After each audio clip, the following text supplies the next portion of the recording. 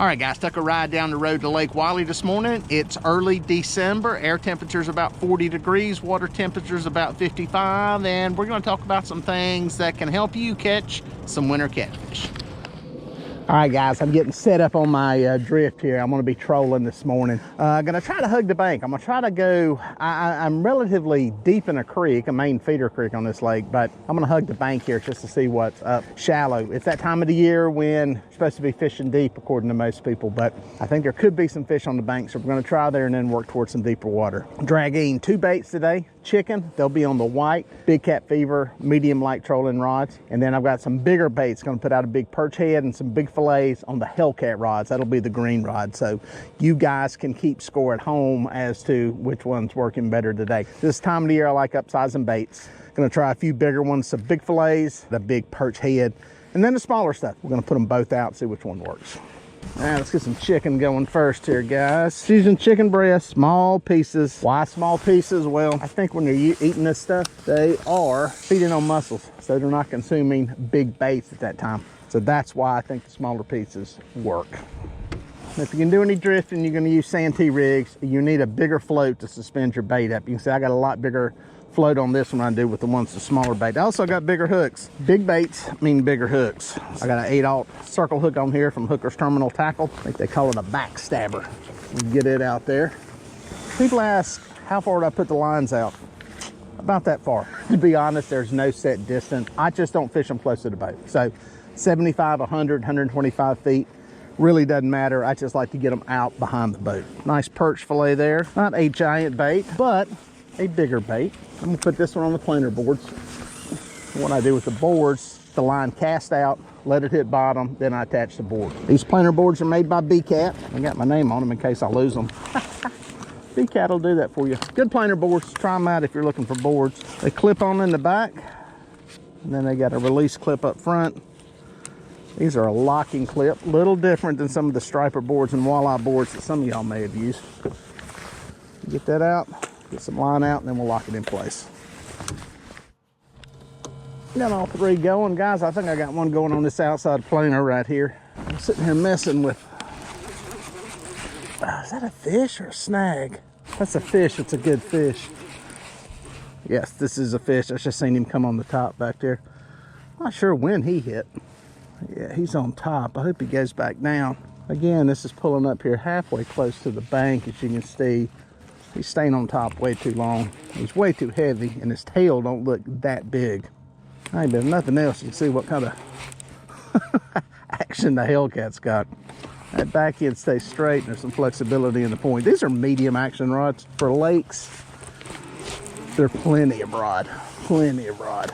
Let me deal with this thing here. Normally I would pop this thing loose. I absolutely have to get this fish in, but like I said, this fish may turn into a problem. He's probably gonna get snagged up in this other line. The thing I don't like about him being on top is it's very easy for them to develop slack around the hook because the body's taking the resistance off the hook. Yeah, I'm into the planer board now. If I get this one in, I'll be lucky.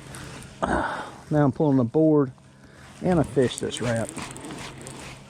My medium light big cat fever rods, they would be getting a workout right now. I'm glad I've got this heavier action for this mess. We'll take them any way we can get them, even with the planer board as a bonus. Bam, he's in the net. There he is, guys. Good looking fish. We'll take that all day long, won't we? Nice blue cat. Get a weight on him. Measurement for the biologist. Get him released. All right, guys, I put that fish in the boat. It's a nice fish, about 16, 17 pounds. Got it released alive, and man, I made a drag down through there another half mile and never had another bite, never caught another fish. So I made a move up the river. The clouds have rolled in. It's cloudy now, a little bit overcast, a little bit of a breeze, enough to drift. So I'm making a long drag paralleling the river channel out here to try it deep.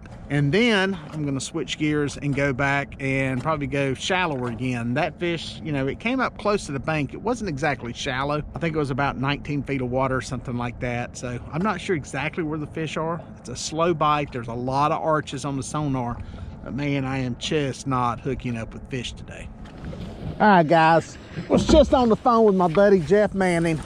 Great friend, great fisherman. Talking about fishing, how slow the bite was. He said he called me to help me catch a fish. When he calls or my wife calls, if the fishing ain't good, I get bit.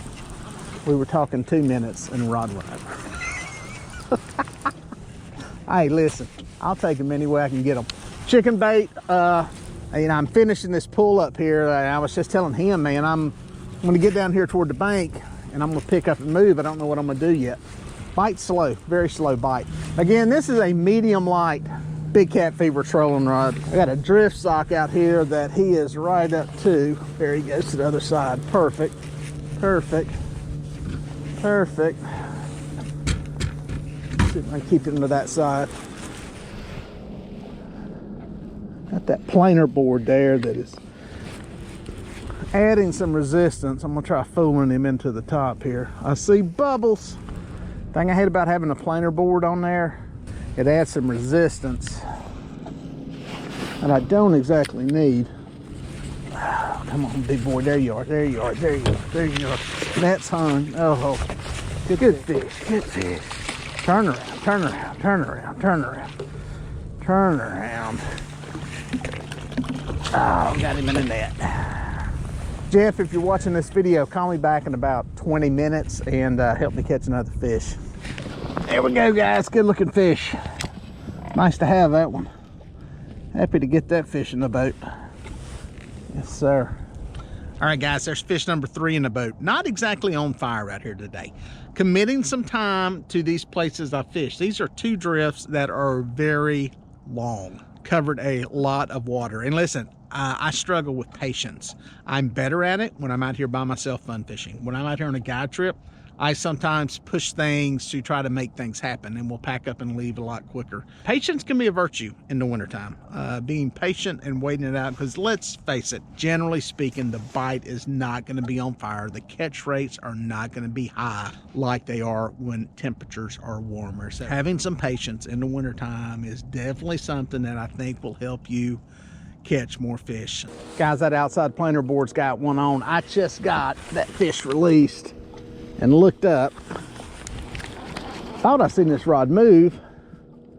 I cast out the rod that I just caught that fish on. It's a little bit over 12 pounds. Didn't quite make 13.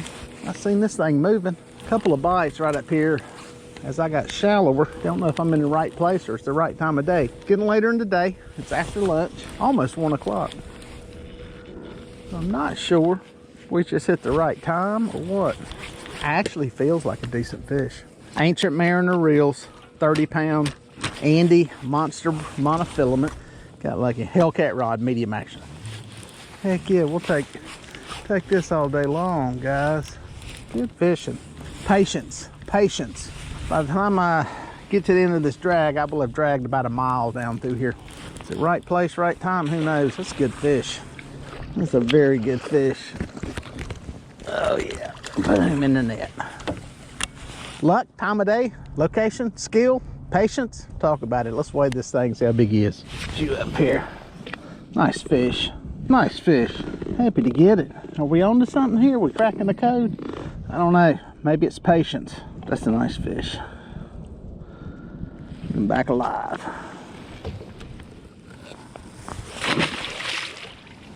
Well, guys, that's 5 fish in the boat. Not exactly on fire as far as a bite goes, but I mean, honestly, that's good fishing. Every fish except for one was double digits. I can't complain about that.